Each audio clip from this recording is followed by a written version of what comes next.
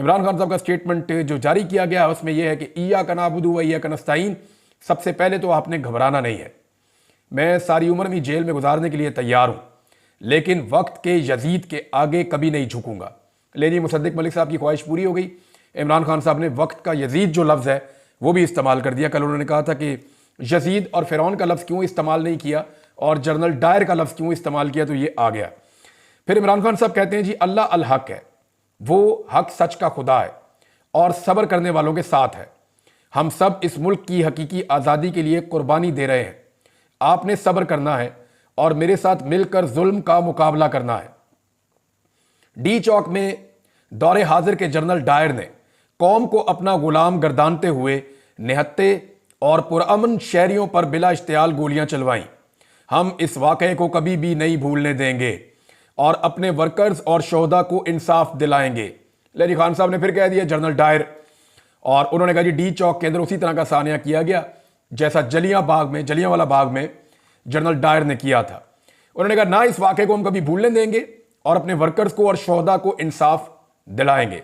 मुझे वर्कर्स और वकला ने बताया कि अभी तक सामने आने वाले 12 शोहदा वो हैं जिन्हें 26 नवंबर को मगरिब से पहले शहीद किया गया और बाकी लोगों को रात को इलाके की बिजली बंद करके गोलियां मारी गई हैं। इनको किधर गायब कर दिया गया है? अभी भी दर्जनों अफराद मिसिंग हैं। ये इमरान खान साहब बता रहे हैं कि उनको ये इंफॉर्मेशन दी गई है वकला की जानिब से और दीगर लोगों की जानिब से, उनको ये बताया गया है। वर्कर्स ने भी उनको ये बताया। मिसिंग पर्सनस को तलाश करना और तमाम डाटा पब्लिक करना हुकूमत की जिम्मेदारी है। मीडिया समेत हजारों लोगों ने अंधाधुंध फायरिंग और बर्बरियत को अपनी आंखों से देखा और इसके बाद अस्पतालों का रिकॉर्ड गायब करने और शोहदा की लाशें वर्सा को फराहम करने से इनकार की भी मीडिया रिपोर्ट्स मौजूद हैं।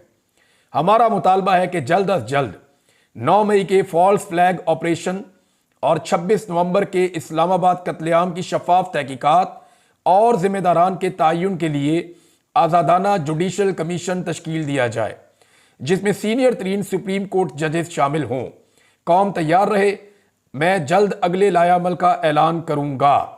अच्छा नाज़रीन, एक खबर और भी रिपोर्ट हुई है और ज़ुबैर अली खान साहब ने इसको रिपोर्ट किया था और ख़बर यह थी कि इमरान खान साहब ने गालिबन अपनी जो तहरीक है सिविल नाफरमानी की उसको हुकूमत से मुज़ाकरात की सूरत में एक हफ्ता आगे करने का इशारा दिया है। ये चीज़ें पाकिस्तान तहरीक इंसाफ जब कन्फर्मेशन के साथ सामने लेकर आएगी तो आपके सामने आ जाएंगी। बहरहाल इमरान खान साहब वहीं खड़े हैं जहां वो पहले दिन से खड़े थे, यानी उन्होंने अगर कहा था कि एब्सोल्युटली नॉट, तो ये वो वाहिद आदमी है जो अभी भी अपने मौक़िफ़ के ऊपर खड़ा है। वरना लोग अपना मौक़िफ़ बदल लेते हैं, गिरफ्तार होने के बाद लोग अपना मौक़िफ़ बदल लेते हैं। पिछले दिनों किसी ने कहा कि नवाज शरीफ भी बहुत ज़िद्दी है और इमरान खान भी बहुत ज़िद्दी है, तो बिल्कुल ये बात ठीक है कि इमरान खान अपने उसूल के ऊपर खड़ा रहने के लिए जिद कर रहा है कि मैं अपना उसूल नहीं तोड़ूंगा, अपने मौक़िफ़ से पीछे नहीं हटूंगा।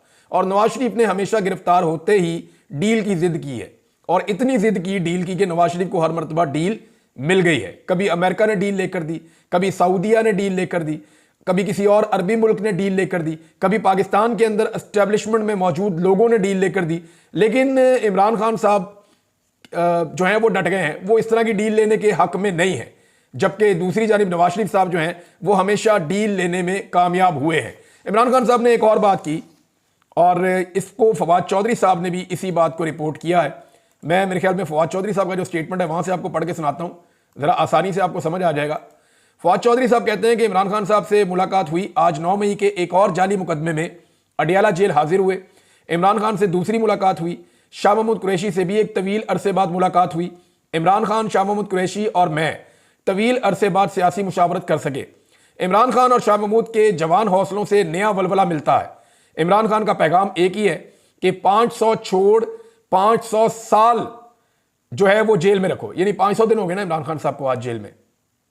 आप अंदाजा करें कि नवाज शरीफ कभी भी ऐसे जेल में रह ही नहीं सके। नवाज शरीफ के वो जेल वाले कमरे में आपको दिखाऊंगा तो आधे से ज्यादा पाकिस्तान दरखास्तें डाल देगा कि हमें यहां पे बंद कर दो। जितनी सहूलियात नवाज शरीफ के पास थी, पाकिस्तान के हालात भी ऐसी है ना, गुर्बत है, बेरोजगारी है, लोग खुदकुशियां कर रहे हैं, किसान है वो तबाह कर दिया है। मैं अगले वीलॉग में आपको कुछ ऐसे हकायक बताने जाऊंगा कि हुकूमत का सारा बयानिया जमीन बोस हो जाएगा। मैं आपको बताऊंगा कि इन्होंने मईशत को कैसे तबाह किया और अदादो शुमार के साथ बताऊंगा। और ये अदादो शुमार और बयानात उन लोगों के हैं जो इस हुकूमत के साथ जुड़े हुए लोग हैं और साबित करूंगा आपको कि किस तरह इमरान खान साहब के दौरे हुकूमत में चलती हुई मईशत को सिर्फ एक रजीम चेंज ऑपरेशन की ख्वाहिश पूरी करने के लिए तबाह बर्बाद कर दिया। पाकिस्तान को कितना बड़ा नुकसान और डेंट डला है वो सारा कुछ मैं आपको अगले वीलॉग में बताऊंगा, लेकिन पहले ये आप फवाद चौधरी साहब का स्टेटमेंट मुकम्मल सुन लें। उन्होंने कहा कि इमरान खान का पैगाम है कि 500 दिन छोड़ 500 साल जेल में रखो, मैं किसी डील करने के लिए तैयार नहीं हूं। हां, मुज़ाकरात करें, सियासी जमात है, सियासी जमातें गुफ्तगू पर यकीन रखती हैं, मुल्क में जारी बहरान के खात्मे के लिए बातचीत वाहिद रास्ता है। इमरान खान इंतकाम पर यकीन नहीं रखते, हुकूक पर यकीन रखते हैं। सियासी दर्जा हरारत में कमी मुल्क और कौम और सियासत के मफाद में है। अपोजिशन सियासी जमातों के ताउन से आगे बढ़े और मुल्क में नए इंतखाबात की तरफ जामे हल तलाश करना असल मकसद है।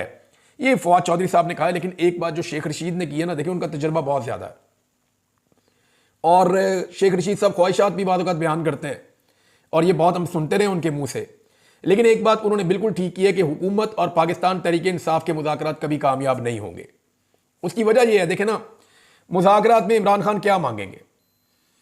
जाली केसों में इमरान खान को अंदर रखा हुआ है, ये तो हुकूमत पहले ही ऑफर करना चाहेगी कि जनाब आपके जो जाली मुकदमात हैं, सियासी मुकदमात हैं, उनमें हम रिहाई करवा देते हैं। हुकूमत के बाद देने के लिए यही होता है। और वो भी एस्टेब्लिशमेंट अगर चाहेगी तो, क्योंकि ख्वाजा आसिफ ने अपने मुंह से कह दिया, खुद एतराफ़ जुर्म कर लिया है कि इमरान खान साहब जब कहते थे कि हम एस्टेब्लिशमेंट के साथ बात करना चाहते हैं, इनके तो पल्ले ही कख नहीं है, तो अब ख्वाजा साहब ने खुद ही कह दिया जी हम तभी बात कर पाएंगे जब एस्टेब्लिशमेंट चाहेगी। तो ये एस्टेब्लिशमेंट की कठपुतलियां हैं, जब तक एस्टेब्लिशमेंट नहीं चाहेगी ये हुकूमत बात नहीं कर पाएगी। ये तो ख्वाजा साहब ने खुद एतराफ़ जुर्म कर लिया कि जनाब हम तो कठपुतली हैं। इनके लोग बार बार ये कहते भी रहते हैं कि हमारी तो हुकूमत ही नहीं है, हमारी औकात ही नहीं है।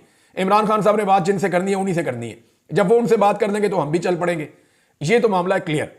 लेकिन ये हुकूमत दे क्या सकती है? हुकूमत और एस्टेब्लिशमेंट इमरान खान साहब को जो फौरी तौर पर ऑफर कर सकती है वो यही है कि बेगुनाह लोग आपके छोड़ देते हैं। लेकिन क्या 9 मई की जुडिशियल इंक्वायरी करवाएंगे? मुझे नहीं लगता वो करवा पाएंगे, क्योंकि उसमें बहुत सारे पर्दा नशीनों के नाम खुल जाएंगे और बहुत सारे बेगुनाह लोग जो साल 1.5 साल जेलों में रहे हैं उनको जवाब कौन देगा? उन्होंने किस बात की सजा भुगती है? नंबर 2, क्या 26 नवंबर की जुडिशियल इंक्वायरी करवाएंगे? इमरान खान साहब के मुताबिक जो वो मांग रहे हैं वो नहीं दिया जाएगा। हां, गोंगलों से मट्टी झाड़ने की कोई कोशिश तो की जा सकती है, कोई ऐसे ही इधर उधर का खानापुरी तो की जा सकती है, लेकिन प्रॉपर इंक्वायरी कभी नहीं करवाएंगे, क्योंकि पूरी दुनिया ने देखा है जो डी चौक के अंदर उस दिन कत्लेआम हुआ है, जैसे लोगों को दिन से लेकर रात कहे तक मारा गया, जिस तरह रियल बुलेट्स चली। अभी अल जजीरा की एक फुटेज है जिसको पाकिस्तान तहरीक इंसाफ ने जारी किया अपने अकाउंट के ऊपर, जो उन्होंने लिखा और जो उन्होंने दिखाया वो मैं आपको बता देता हूं। यह है जी। और अल जजीरा ने अपनी रिपोर्ट में रेंजर्स को AK-47 से सीधी गोलियां चलाते दिखा दिया। अब बताओ गोली क्यों चलाई?